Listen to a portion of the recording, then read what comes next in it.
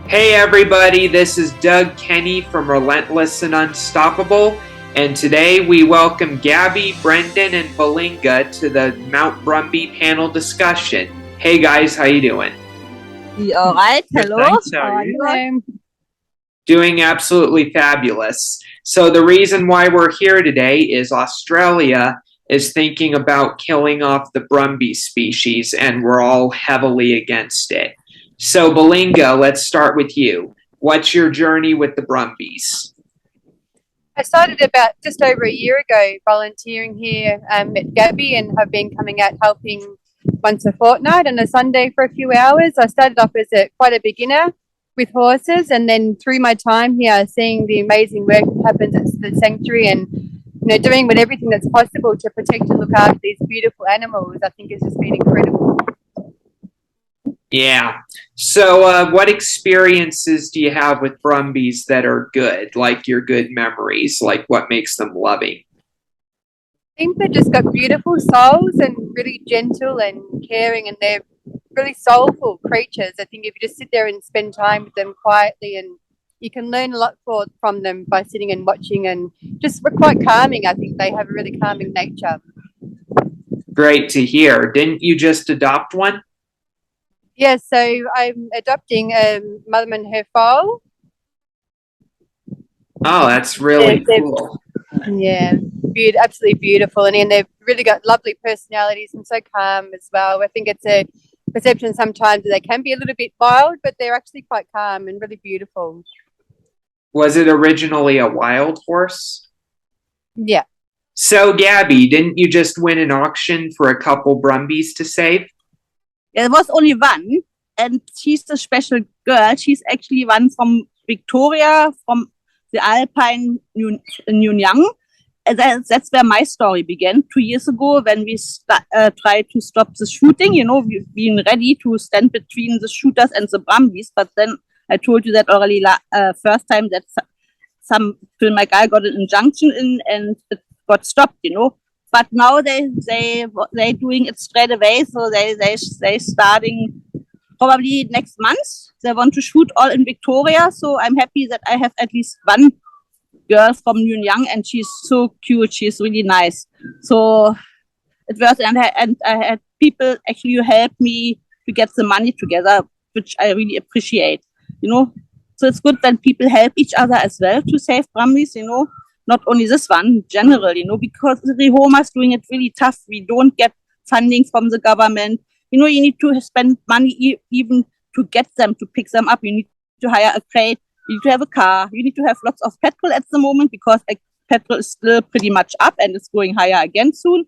So this is all costly, and the government should support the Rehomas, because instead of paying the shooters big money, they should support the Rehomas. And we're having a few rallies soon. One is on Monday.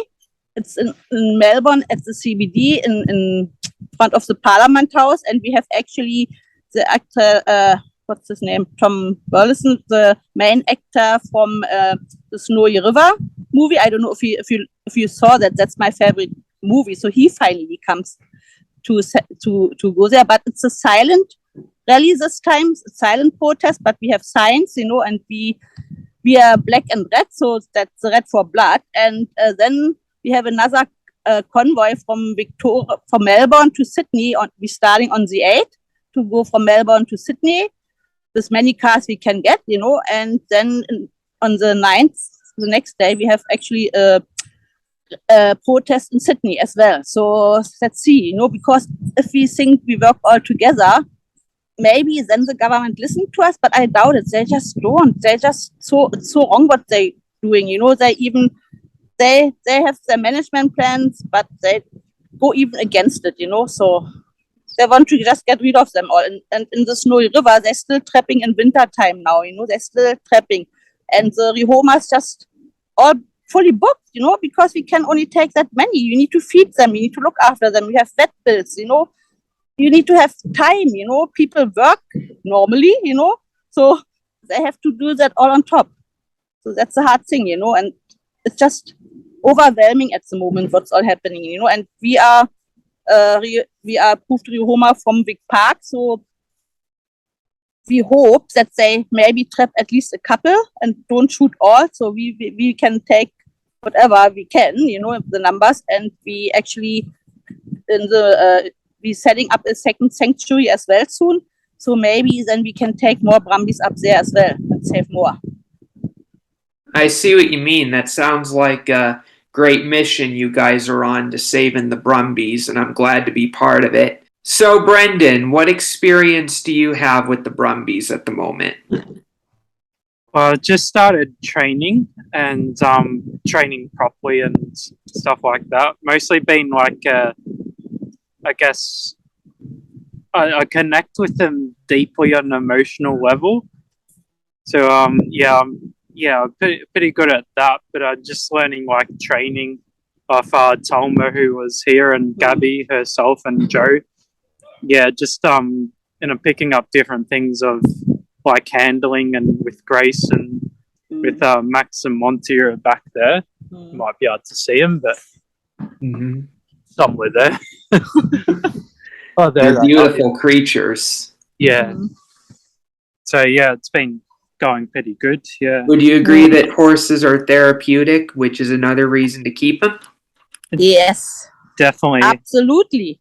I have to get one of those caps. Yeah, definitely. Definitely. So, what other experiences do you have so far with trying to save the Brumbies from extermination? Duff, can you stop it for a moment? I have another volunteer. Maybe she can talk. Oh, sure. Okay.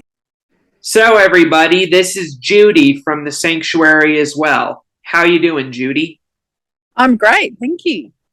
What is your experience with dealing with the Brumby situation? I've been volunteering out here for probably about 3 or 4 months. I actually became aware of the sanctuary before we went into COVID lockdown and things like that. I have a background with horses. I've had my own horses for quite a while, particularly when I was younger. But I guess I was drawn to this because the Brumbies are they're just such a beautiful part of our Australian culture. And I think it's just so sad that, the government want to get rid of them.